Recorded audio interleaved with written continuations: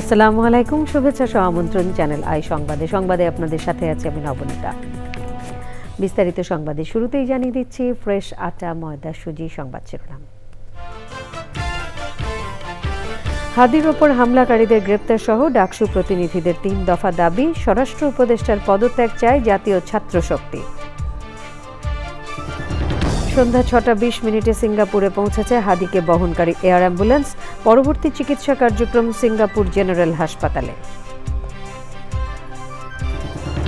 সাংবাদিক আনিস আলমগীরের ৫ দিনের রিমান্ড মঞ্জুর। রাজধানীর উত্তরা পশ্চিম থানায় সন্ত্রাস বিরোধী আইনের মামলা। গাইবান্ধার সুন্দরগঞ্জে প্রকৃতি ও জীবন স্বাস্থ্যসেবা কেন্দ্রের বিনামূল্যে স্বাস্থ্যসেবা ও কম্বল বিতরণ, টেকসই উন্নয়ন কর্মসূচির তাগিদ। এবং ভারত সফরের শেষ দিনে দিল্লি মাতালেন আর্জেন্টাইন ফুটবল জাদুকর Lionel Messi. OTT platform I স্ক্রিনে সরাসরি সম্প্রচার।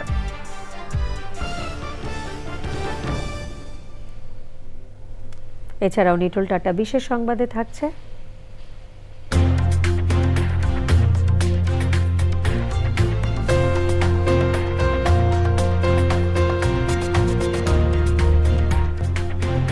নর্থ সাউথ বিশ্ববিদ্যালয়ের শিক্ষার্থীদের চ্যানেল আই পরিদর্শনের খবর।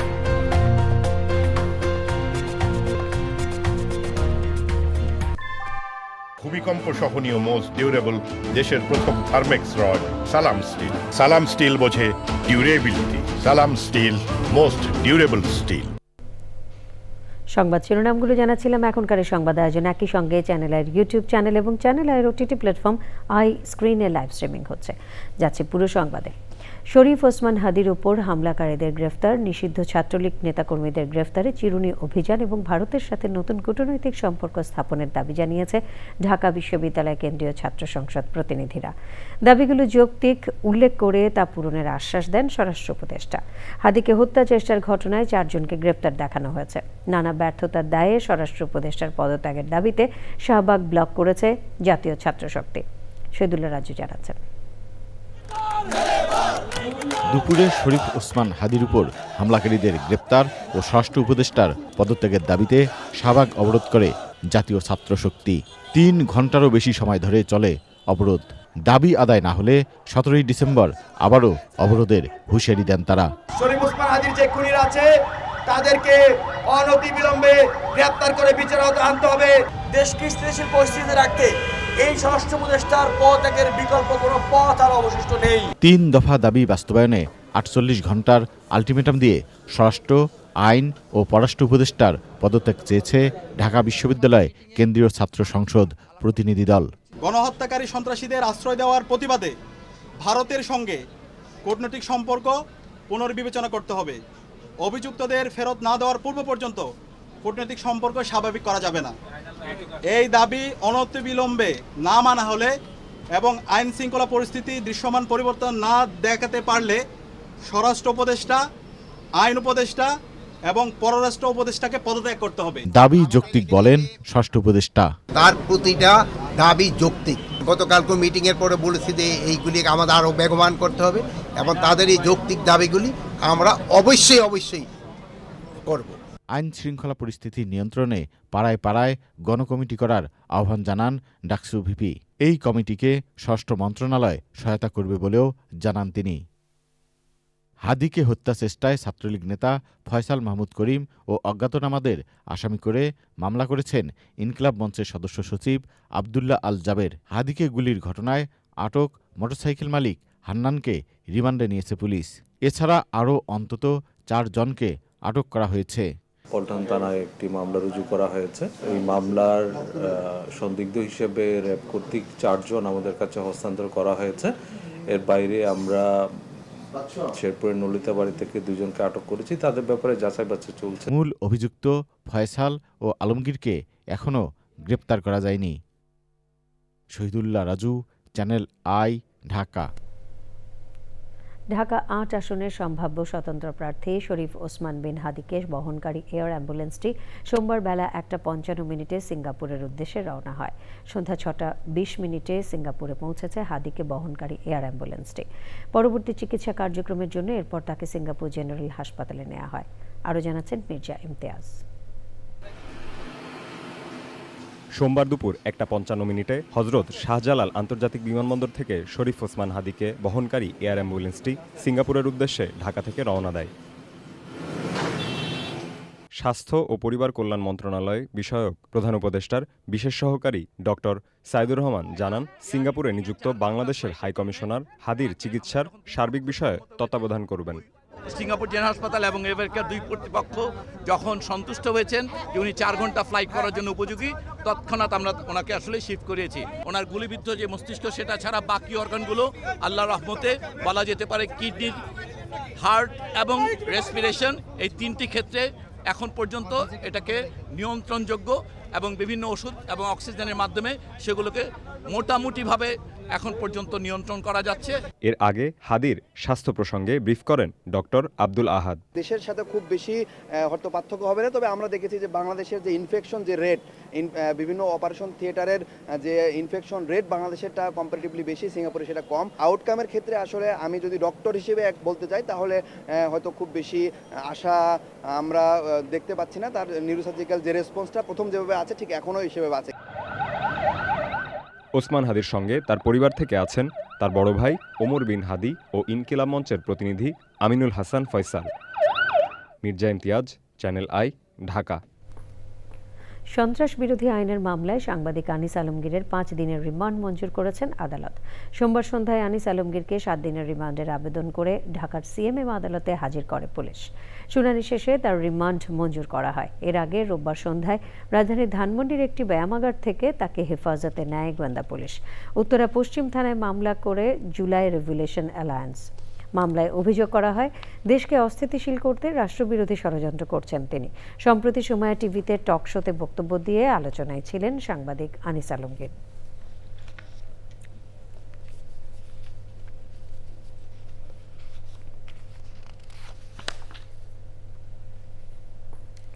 জুলাই গণঅভ্যুত্থানে সংঘটিত মানবতা বিরোধী অপরাধের মামলায় একটি অভিযোগে শেখ হাসিনাকে দেয়া আমৃত্যু কারাদণ্ডাদেশের পরিবর্তে মৃত্যুদণ্ডাদেশ চেয়ে আপিল করেছে প্রসিকিউশন।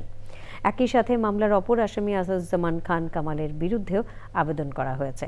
তবে 5 বছরের সাজাপ্রাপ্ত চৌধুরী আবদুল্লাহ আল মামুনের সাজা বৃদ্ধি চেয়ে কোনো আবেদন করেনি প্রসিকিউশন। 8টি যুক্তিতে এই আপিল করার কথা জানিয়ে তারা বলেছেন, অপরাধের গভীরতা বিবেচনায় আসামি আমৃত্যু কারাদণ্ডাদেশ নয়, মৃত্যুদণ্ডাদেশই একমাত্র সাজা হতে পারে। মাজহারুল হক মান্না জানাচ্ছেন। গত 17 নভেম্বর মানবতাবিরোধী অপরাধের 2টি অভিযোগে শেখ হাসিনা ও আসাদুজ্জামান খান কামালকে মৃত্যুদণ্ডাদেশ ও একটি অভিযোগে আমৃত্যু কারাদণ্ডাদেশ দিয়েছিলেন ট্রাইব্যুনাল 1। এর বিরুদ্ধে আপিল করার জন্য 30 দিনের সময়সীমার একদিন আগেই ট্রাইব্যুনাল 1-এর দেওয়া রায়ের বিষয়ে পদক্ষেপ নেয় প্রসিকিউশন। আমরা আমাদের মেমো অফ অ্যাপিলে 8টি গ্রাউন্ড এনেছি। তাদের নির্দেশে এই যে সারা দেশে 1400-এর অধিক শহীদ হয়েছেন, 25,000-এর অধিক আহত হয়েছেন, অতএব চার্জ 1-এ তাদের জন্য মৃত্যুদণ্ডটাই ছিল ন্যায় বিচার। সেটি যেহেতু ট্রাইব্যুনাল দেননি, এই সকল গ্রাউন্ড উল্লেখ করে আমরা আপিল বিভাগে তাদের মৃত্যুদণ্ড চেয়ে আপিল দায়ের করেছি। চৌধুরী আবদুল্লাহ আল মামুনের বিরুদ্ধে কোনো আপিল করা হয়নি এবং শেখ হাসিনা ও আসাদুজ্জামান খানের বিরুদ্ধে করা আপিল কবে নাগাদ শুনানি হতে পারে সে বিষয়ে ব্যাখ্যা দেয় প্রসিকিউশন। চেম্বার জাজে এটাকে দ্রুত হিয়ারিংয়ের জন্য অর্থাৎ ফিক্স করার জন্য আনবো, তারপরে মেনশন করে আমরা যত দ্রুত সম্ভব, যেহেতু আইনে 60 দিন বলা আছে, আশা করছি তার আগেই অ্যাপিলেট ডিভিশন এই অ্যাপিলটি নিষ্পত্তি করবেন। আচ্ছা, চৌধুরী মামুনের বিষয়টাতে তো যারা শহীদ পরিবার অনেকে ওই সময় বলছিল যে তারা আপিলের জন্য আপনাদের কাছেও যাবে, তো সেই সুযোগটা তো ছিল রাষ্ট্রপক্ষের। না, আইনগত সুযোগও থাকে না, কারণ প্রসিকিউশন যেহেতু বলেছে যে তিনি ফুল অ্যান্ড ট্রু ডিসক্লোজার করেছেন, অর্থাৎ আমরাও আসলে আর করতে পারি না। তবে যদি এখানে যে পক্ষদেরকে আপিল করার সুযোগ আছে তারা চাইলে আপিল করতে পারতেন, আমার জানা মতে এখনো কোনো আপিল হয়নি। ট্রাইব্যুনালে শেখ হাসিনার বিরুদ্ধে চলমান মামলা নিয়ে কোনো মন্তব্য করলে তখনই আইনি পদক্ষেপ নেবে prosecution. Mazharul Haque Manna, channel I, Dhaka. এবারে জাতীয় সংসদ নির্বাচন 2026।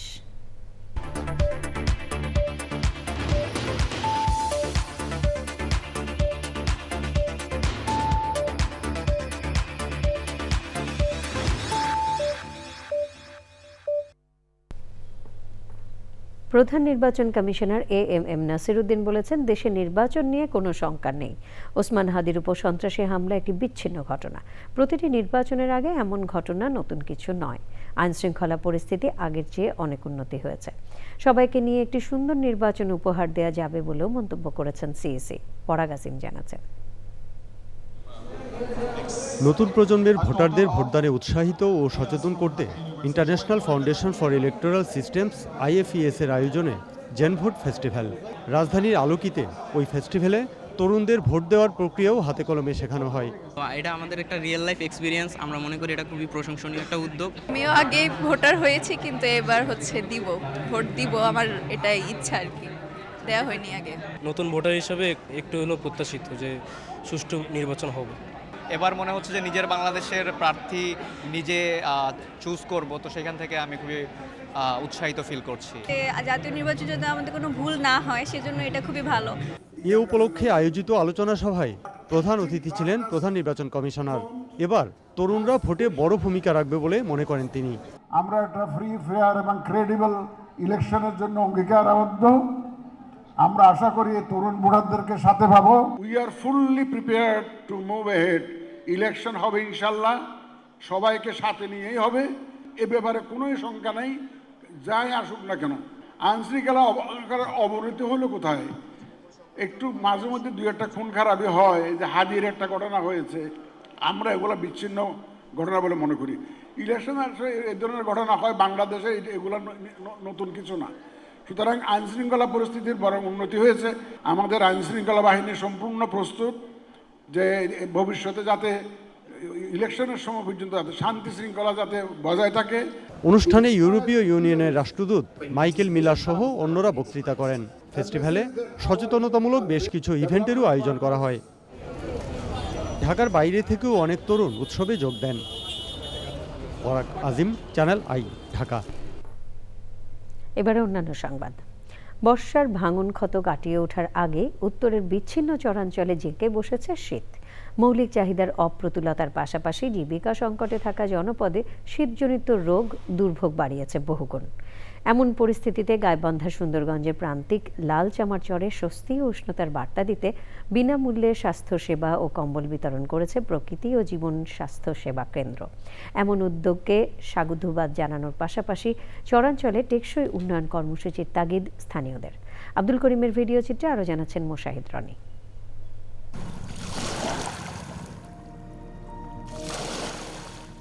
গাইবান্ধার তিস্তা অধ্যুষিত জনপদগুলোতে জলবায়ু পরিবর্তন, প্রাকৃতিক দুর্যোগ, মৌলিক সুবিধার অপর্যাপ্ততা এবং জীবিকা যুদ্ধের ছাপ স্পষ্ট।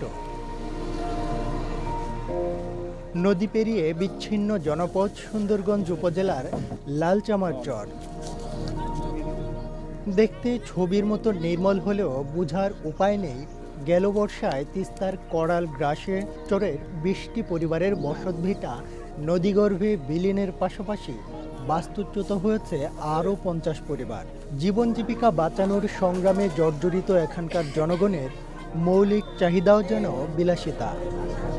সুবিধাবঞ্চিত জনপদে স্বস্তি ফেরাতে বিনামূল্য চিকিৎসা ও ওষুধ প্রদানের পাশাপাশি কম্বল বিতরণ করেছে প্রকৃতি ও জীবন স্বাস্থ্যসেবা কেন্দ্র।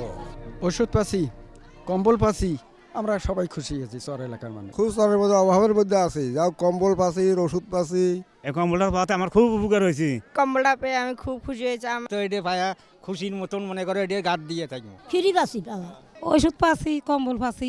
আমরা তোমাদের জন্য সকলের জন্য দোয়া করি। সমস্যার চোখ আর কান। বাবা শীতের মধ্যে আমার খুব কষ্ট, আমরা কম্বল পাচ্ছি, ওষুধ পাচ্ছি, খুশি হচ্ছি। ঠান্ডা খুব ঠান্ডা লাগে চাচা, বুঝছেন, কমটা পাই আমি খুব খুশি হলাম। পরিবেশ প্রতিবেশ রক্ষা, জীববৈচিত্র্য সংরক্ষণ ও আর্থমানবতার সেবায় নিরলস প্রকৃতি ও জীবন ফাউন্ডেশন এবং স্বাস্থ্যসেবা কেন্দ্রের প্রতি কৃতজ্ঞতা সুধীজনদের। আমাদের এলাকায় প্রচুর শীত, এই শীতের মধ্যে যে কম্বল বিতরণ করলেন এবং এই পরবর্তী যদি কম্বল বিতরণ করেন তাহলে আমাদের এলাকার লোক খুব খুশি হবেন। যে শীত নামছে তারা যে কম্বলগুলো পেয়ে তারা খুব খুশি হয়েছে। এজন্য আমি আমার এলাকাবাসীর পক্ষ থেকে প্রকৃতি ও জীবন স্বাস্থ্যকেন্দ্র সেবা সহায়তাকে ধন্যবাদ। এই চরটা অতিও দুর্গম এবং এই চরটা বারে বারে বন্যায় প্লাবিত হয়। তো এই চরবাসীর ওই জীবন মান দুর্দশা খুবই অসহায়। এরা আমাদের পাশাপাশি যদি আরও কোনো বিত্তবানরা এগিয়ে আসে তাহলে এই চরবাসীর জন্য অনেক উপকার হবে।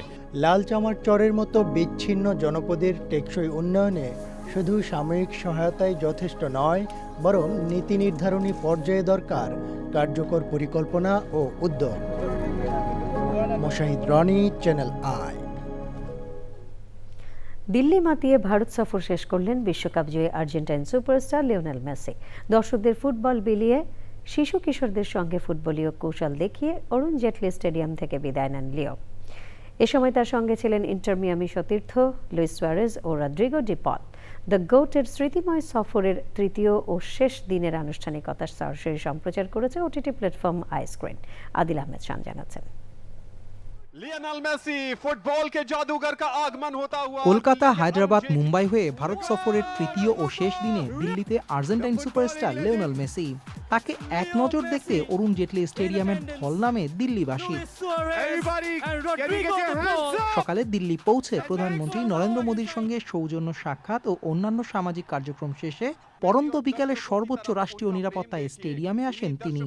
এ সময় মেসির সঙ্গে ছিলেন ইন্টার মিয়ামি সতীর্থ লুইস সুয়ারেজ ও রদ্রিগো ডি পল।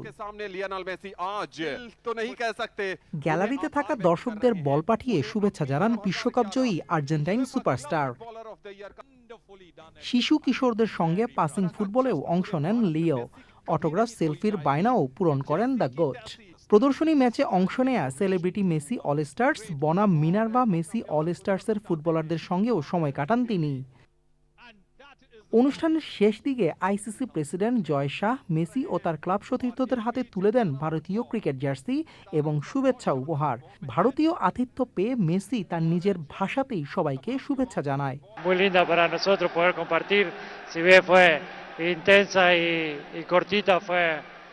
Fue hermoso recibir todo el cariño que ya sabía que estaba, pero recibirlo de primera mano fue. শেষ দিকে রাজসিক সংবর্ধনা নিয়ে ভারতবাসীকে বিদায় জানান মেসি। উপমহাদেশে তার আগমনের শেষ দিনে সঙ্গী হয়ে তার কার্যক্রম সরাসরি সম্প্রচার করে বাংলাদেশের OTT platform I screen. Adil Ahmed Shan, channel I, Dhaka. বিএনপির ভারপ্রাপ্ত চেয়ারম্যান তারেক রহমান বলেছেন, যারা নির্বাচন বানচাল করতে চায় তারা এখনও নতুন রূপে চক্রান্ত করছে। জনগণের সেই শত্রুরা ঘাপটি মেরে লুকিয়ে রয়েছে। ওসমান হাদিকে গুলি করে হত্যার চেষ্টা ষড়যন্ত্রের একটি অংশ। বিকেলে বিএনপির বিজয় দিবসের আলোচনায় তিনি আরও বলেন, দেশের জনগণ ঐক্যবদ্ধ থাকলে ষড়যন্ত্রকারীরা পরাজিত হবে। আক্তার হোসেন জানাচ্ছেন। মহান বিজয় দিবস উপলক্ষে আয়োজিত আলোচনা সভায় দলের কেন্দ্রীয় নেতারা অভিযোগ করেন, আওয়ামী লীগ ক্ষমতায় গিয়ে দেশের ইতিহাসকে বিকৃত করেছে। আওয়ামী লীগ 1971 সাল থেকে এই দেশের ইতিহাসকে বিকৃত করা শুরু করেছে। তারা দলীয়করণ করা শুরু করেছে এবং 1971 তারা নিজেদের পকেটস্থ করার সমস্ত উপায় তারা তখন থেকেই করেছে।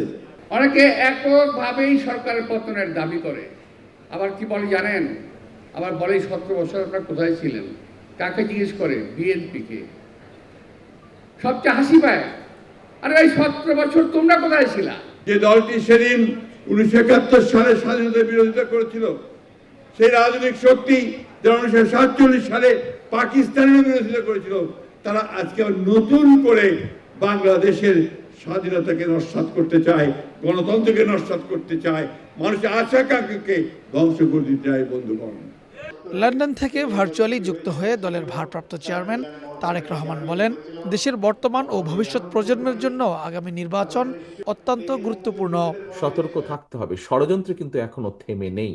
যারা স্বাধীনতা প্রিয় গণতান্ত্রিকামী জনগণকে ভয় দেখাতে চায় তারা অবশ্যই ব্যর্থ হবে ইনশাআল্লাহ। ভয়ের কোনো কারণ নেই। মানুষের জয় পরাজয়, জীবন মৃত্যু সবকিছু আল্লাহর হাতে নির্ধারিত।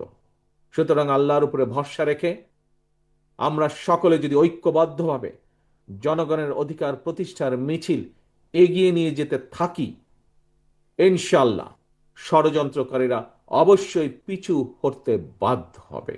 তারেক রহমান বলেন, আগামীর দশক হবে রূপান্তরের দশক। এই চিন্তা নিয়েই বিএনপি দেশ গড়ার পরিকল্পনা তৈরি করেছে। Akhtar Hossain, channel I, Dhaka. ওসমান হাদিকে নিয়ে সিইসির বক্তব্যে হতাশা প্রকাশ করেছেন জামায়াতে ইসলামের আমির ডাক্তার শফিকুর রহমান। জাতীয় প্রেস ক্লাবে বিজয় দিবসের আলোচনায় তিনি বলেন, সিইসিকে তার দায়িত্ব পালনের যথার্থতা প্রমাণ করতে হবে। তিনি আরও বলেন, ৭১কে যেমন সম্মান করতে হবে তেমনি ২৪কেও হৃদয়ে ধারণ করতে হবে। আরও জানাচ্ছেন তাফহিমুল ইসলাম। জামায়াতে ইসলামী ঢাকা মহানগর দক্ষিণের আয়োজনে বিজয় দিবসের আলোচনা সভায় প্রধান অতিথি দলের আমির ডাক্তার শফিকুর রহমান, কেন্দ্রীয় ও মহানগরীয় নেতাকর্মীরা সভায় উপস্থিত ছিলেন।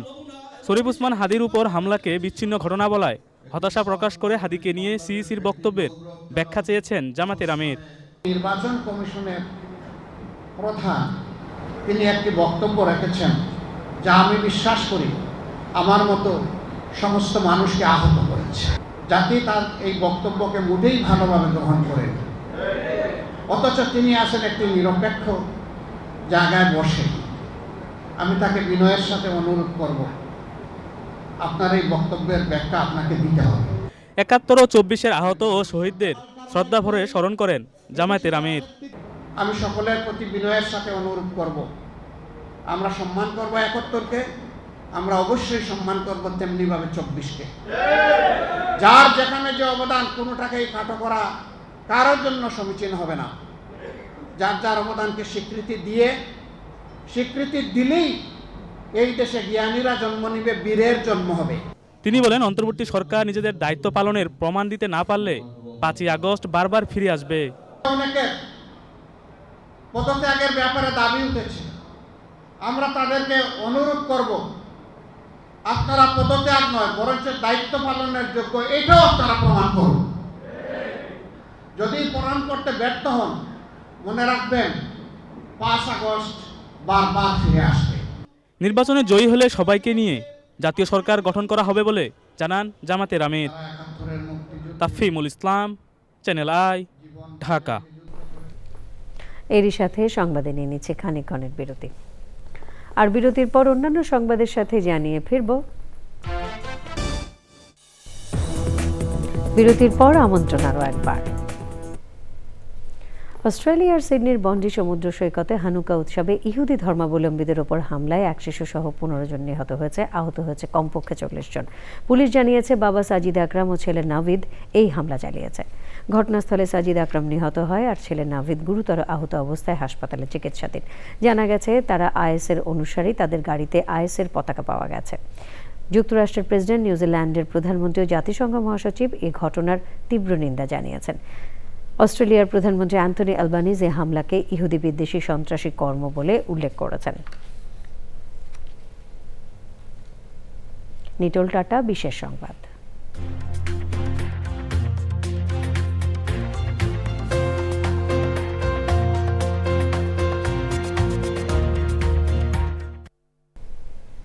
সত্য ও বস্তুনিষ্ঠ সংবাদ পরিবেশনায় চ্যানেল আইয়ের নীতি নির্ধারণী ভূমিকার প্রশংসা করেছেন নর্থ সাউথ বিশ্ববিদ্যালয়ের গণমাধ্যম বিভাগের শিক্ষার্থীরা। সকালে একাডেমিক ট্যুরের অংশ হিসেবে চ্যানেল আই পরিদর্শনের সময় একথা বলেন তারা।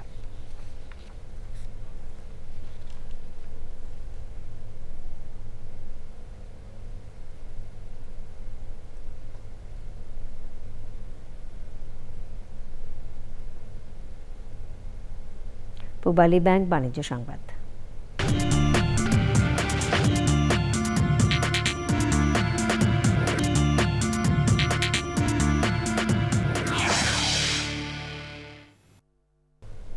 কক্সবাজারে পূবালী ব্যাংক পিএলসির এটিএম বুথ ও সিআরএম সেন্টার এবং ক্যাশলেস বাংলাদেশ উদ্যোগের কার্যক্রম সম্প্রসারণের উদ্দেশ্যে ব্যাংকের ক্যাম্পেইন বুথের উদ্বোধন করা হয়েছে। লাবণী পয়েন্টে ক্যাম্পের বুথের উদ্বোধন করা হয়।